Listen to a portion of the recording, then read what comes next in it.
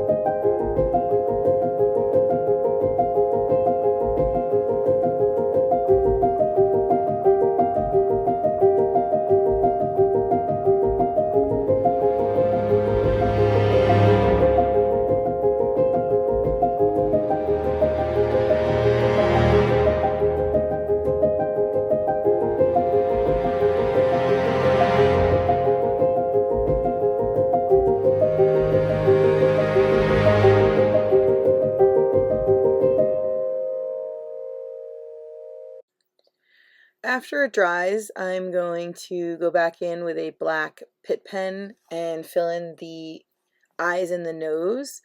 But it's so small, I decided not to do it with watercolor, but with the pen. And then I also add a little highlight with a white gel pen. So then the next thing was I needed to make the card base, which for this, the project for the Craft Roulette is bookbinding card.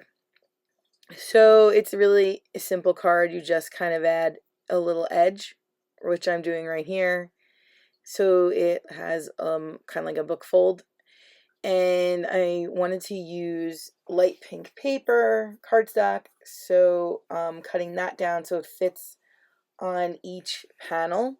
And I'm going to stencil using, I believe I used picked raspberry distress ink. I wanted a bright pink to sort of go along with the bright, well, basically pink heart. I mean, I used red, but it turned out to be a pink heart. And I wanted it to kind of like pop out from the background, and just put some on the edges to give it more of a finished look. And then I figured out what I was going to do on the binding part of the card. And when I was looking through all my stencils, I saw a stripe stencil So I decided to use the stripe stencil for the little edge piece, and that I'll be doing next. And I first tried to do it on the mat, and it started shifting. That stencil moves a lot. I don't know why I didn't think to get my grip mat out first. I was trying to be lazy, I guess.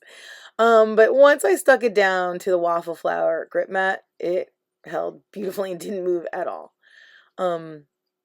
It was super easy. I don't know why. I mean, it wasn't even far. It was like right in front of me. But, you know, cutting corners. Then the next thing was, because it was bookbinding, I went and got stitched stamps. I think I got them on Amazon. Anytime I've Googled, different ones come up. So if you want to just search stitch stamps on Amazon, I'm sure similar ones will come up. And just trimming my little edge piece so that it fits with the same border that's on the other panel, tacking it down with some double stick tape. And I got way too much on the edge, so I had to bend it over. And then I'm going to stamp. I chose Archival ink espresso because I thought that black was going to be a little too harsh. I thought of gray, but I ended up with the espresso. This card was fun to make. It came together so quickly. It's funny how some cards I have to think and think and think, and other cards I just have an idea immediately. I was planning this week on making a card for the organization anyway. It just happened that these parameters fit well with the card that I wanted to make for them. I decided to do a couple different kind of stitching, and then I thought that the rest of the card needed some stitching too. I would love to do actual real stitching. I have done it once or twice. I just don't have the patience for it. I love the look, but I don't have the patience. There's so many other things going around in my head. I don't have the time to do it. I mean, maybe in small quantities, maybe. Or have maybe a sewing machine that's just for that. That would be fun too, but I don't have that room in my craft room. So then I decided that I needed stitches on the heart as well with the smaller stitches that I have. And then the next thing was figuring out where I wanted to put it on the other side, because I knew the dog was going to sit on the heart on that one side. So then I felt that stitches should go up on the corner to balance it. So I had done this one other time on a scrapbook page where these little strips, you can manipulate and bend them. So I put the acrylic block down so I could follow the heart shape on the reverse side so that it matched. And then I put it in the top corner. I decided, I wish I had distressed the edges of the pink cardstock to match the heart, because then it would have been like, fabric, quilted fabric with raw edges, but I already tacked it down, so I ended up just doing it on the heart. It looks okay, but it would have been cool if it was all that way. And then I just vacuum up with this little vacuum I got on Temu. I love that little vacuum. It's a USB charged vacuum. Sucked up all of my little scraps. And then here I'm just going to color in the eyes. It's just easier to do that. If it was a bigger watercolor, I would just watercolor it. But when it's this small, pen's way easier. And then I colored in his little nose. And then I'm going to use the gel pen for the little highlights.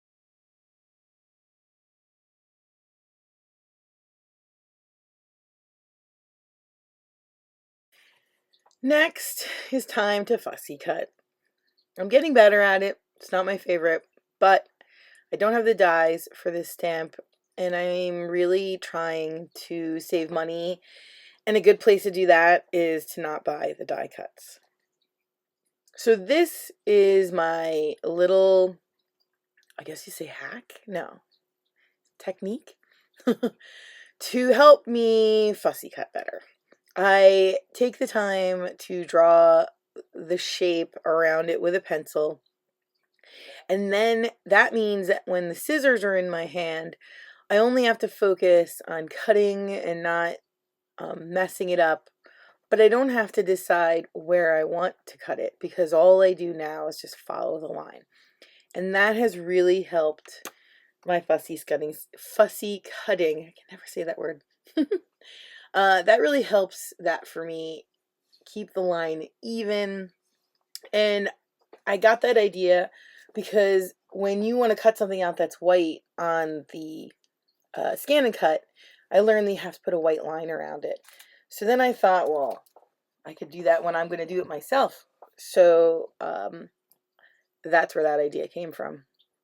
And it's been working out great. The next thing, I use the same espresso archival to put my sentiment, which again is the parameter letter. Oh, I forgot to mention the colors were candy. So I did pinks and reds for Valentine's Day candies. And I'm now going to assemble my card. I decided to pop the heart up with, I wanted like thin pop-ups, so I used these thin ones from Simon Says Stamps. I think they came with a card kit. And then I'm going to pop the dog up a little bit higher, so I used foam tape that I got at the Dollar Tree. That foam tape is not in the craft section, it's actually in the home repair section. It's pretty inexpensive and very strong. It's one of my go-tos. And that is my finished card. Thanks so much for watching. Have a crafty day.